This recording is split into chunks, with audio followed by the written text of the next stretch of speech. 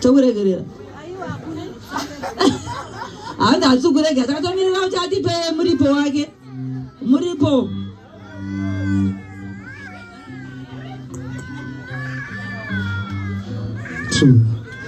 Sisi makachena Shandiro besane hena Oh, am I not so handsome?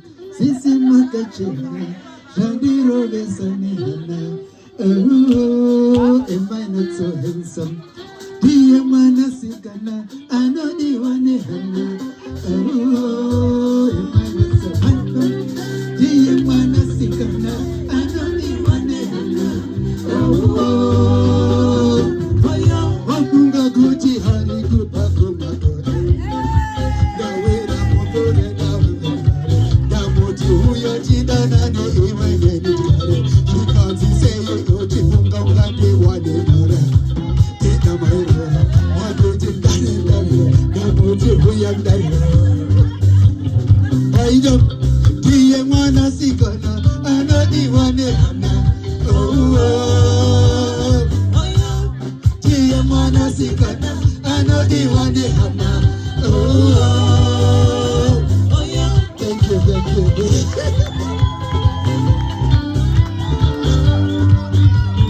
Halla diye mana sikana anodi wane hana oh yeah diye mana sikana anodi wane hana oh yeah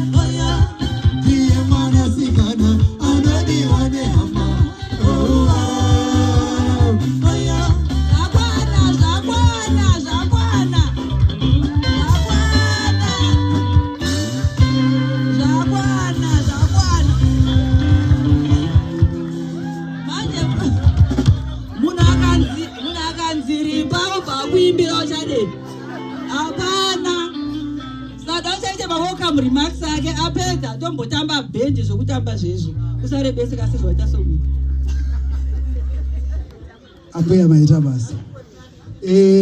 Amazadiwa ndinokutendai chose nokuremekedza amai vangu madhuwe manjenjenje chishongo chemabhebhi tinokutendai ana madhuwe muri kwera uko tinotenda ndinokuchingamidzai chose even though it's halfway asi ndinokuchingamidzai nemufaro mukuru handipedzi nguva yenyu nokuti zvatinoda kuita pano ndezvekufara kwete zvekuteerera inini ndichitaura handiti ndoda kushedza amai beagazi vangoti pakanorondoka dikidiki pamusoro pemusikana watakaunganira pano.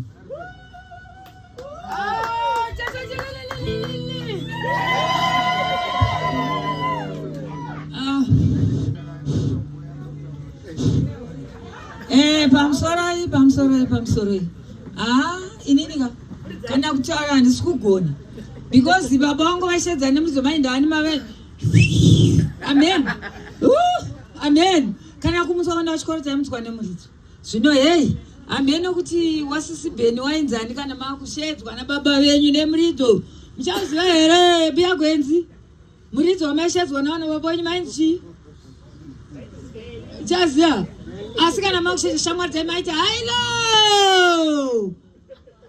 Ivo vabvato hailo. Ndokusedzana kwaita neshamwari dzavo. Right.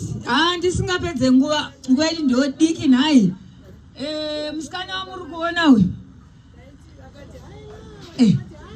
All right. Hello. Yeah, handi mazvinzwira. Musikana uyu akaberekwa 1945 swa 8 muna August muswa 15. Handiti azvinzwaka. Saka nhasi vasvika 8 years, 80. Ivo vari kuti 18, isi tiri kuti 80. Pakanaka. Musikana uyu panhamba yemba medu pakukura kwatakazoita tisingaverenge vari kumusoro vamwe tisinganyatsotio vanenge vakashedzwa naMwari sati tavaziva. Takakura ta 7 tiri vasikana 5. Ivo vari number 2. Kuna sisi vangu vane mwana wavari pano anonzi Deme. Where are you my daughter? Aendepi? Asa disappear. All right, asa ari pano. Tichibva ivo vari number 2 kuvana vemba medu vasikana. Kwabva kwauya mukomana anzi Alois. Alois, boys of Alois, come here, all of you. And your wives, even children, daughters here on the ground.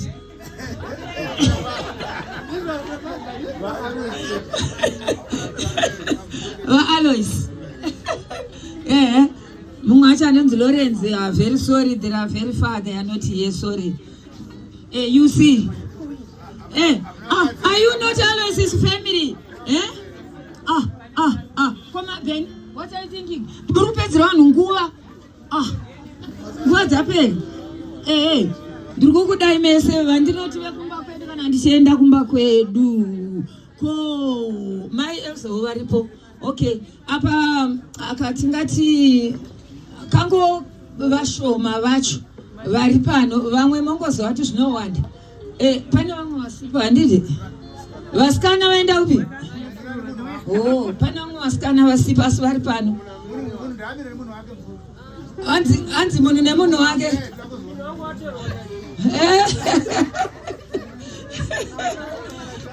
Amai Joni uyai ndokuti varipoka. Anti muri kuzviona zvinofadza sei zvakadai. Ngatingoti tese tichienda. Amen.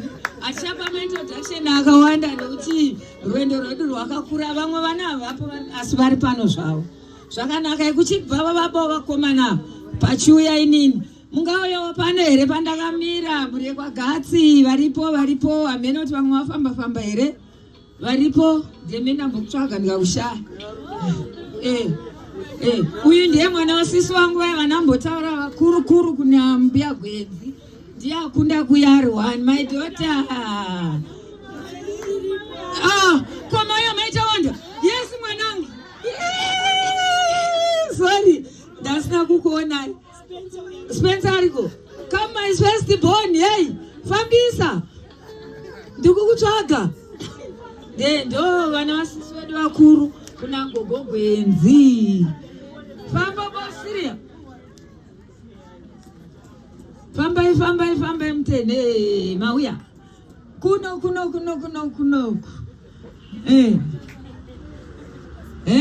Ndiye msukuru mkuru musha medu yo.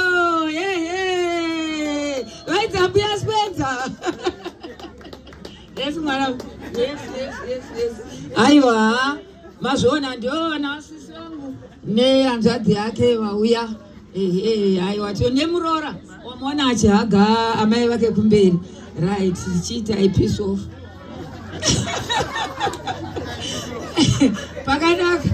Ko vamwana mfaro ne vamwana innocent yese tiri kushedza vanhu. Ko urikuita sei? Next time I don't go with you. Yeah.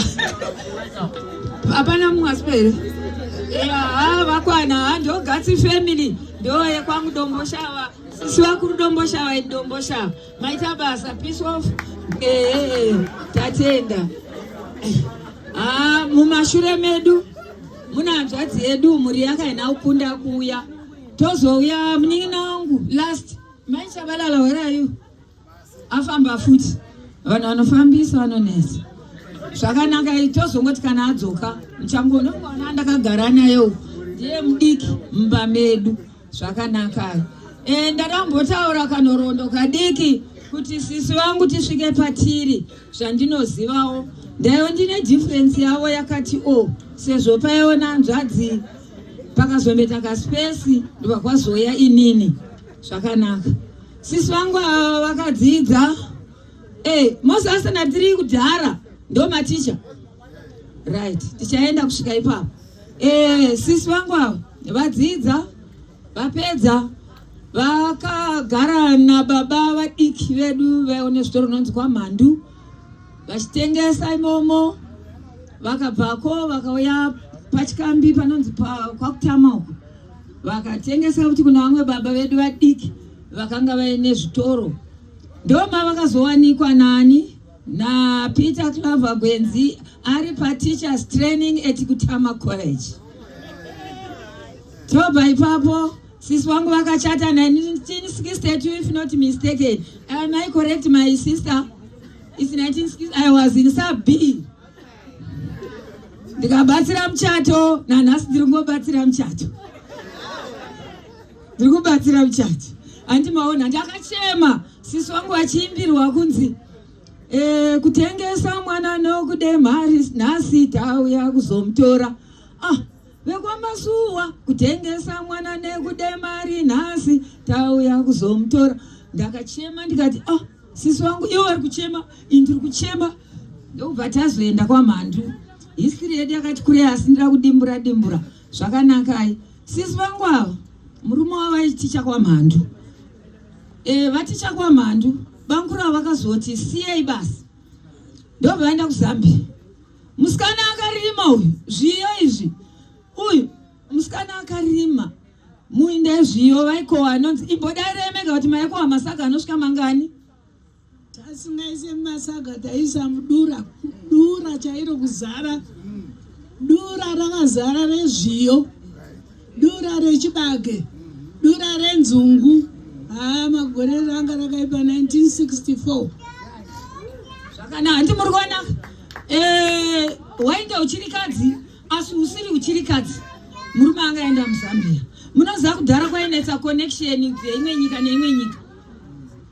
Asi vakasara vakazvimiririra vakaita zvinhu zvavo. First born yavo Francisca tikamutora kuna amai kwedu kwa mbuya kwakaberekwa amai tikagara naye. Zvakanaka. Bankuru vadzoka vakazojoina chisoja army paInkomo Barracks. PaInkomo Barracks apa pakaipa achinzi Peter Claver Gwenzi vakapinda pakuticha vana vemasoja. Vaimbisa zvamunonzwa imi zvekuti munhu aimbiswa naGwenzi akatadza anogongorwa musoro. Saka maticha akudhara kana maticha emazuva musanyengetedze vana muri kuuraya nyika noupenyu. Manzwa musangoti machero mari yangu ndichitambira mwana achifa. Senge inini ndikazviziva ndotomutora kuenda naye ticharova ndichiona. Ndokuti mwana amuke ukamuvhara kumba uka uri kuuraya mwana wako. Maita basa ipapo ndakuenda kusirika. Ambuya Gwenzi ava vari paInkomo vakapedzisira vakutichawo. Makaticha chi ambuya Gwenzi? Grade 1 ku Cranbourne Barracks. Ndokandaiva ndichiticha. Ndikabva ndazoregera baba vati ndakutenga storo. Ndobva ndakuzotengesa mustoro manje. Saka ndakava ndasiya teaching. Amufariro here maticha kudhara. Andimaonaka zvinofadza sei. Vazobva vari paInkomo ndo pavakazotenga imba yavo kuHatfield. Gore handicharizivi. Tichipedzesa ndirongoti Patrick mwanangu uyauite take over because ndinonzwa kuti kude kutaura uyu ndiye mwana wangu mukomana mukuru Patrick Gwenzi. There is a young one which is Paul Gwenzi anogara kuNorton. Girls are there, you know, very far. My mother speaks English. Mazvinzwaga totaura chirungu kumba kwedu. Ko MC vacho inini ndapedza hangu asi ndisandapa MC microphone ka ndoda kukumbira ruregerero. Program yedu yanonoka kutanga. I was really hoping kuti tinotanga time chaidzo asi zvazoitika ndezvekuti ndaenda kuchechi munotora ngoma ndokuona misa ichiri kuitwa and baba vamwe chete vavo ndovanga vachaita se vachiita misa kunoku pandazokanya ndepekuregedza kuupdate mugrupu riya rananje kuupdate iriya yakangana kuti zvinonzi chi. So I am really sorry. Zvisinei hazvo ko MC vacho navaripi ndozoimba rumbo kaini maita basa amai sokuona kwamunoita mai vanogona chirungu ende zvinhu zvavo zvakarongeka. So apology yapiwa namukoma Patrick taakumbopa band rimboti da band richiti da tobva taita cake cutting. Vari kumwa doro vachimwa doro uku vachidya nyama uku tichidzana. Over to you Mr. Nyauma.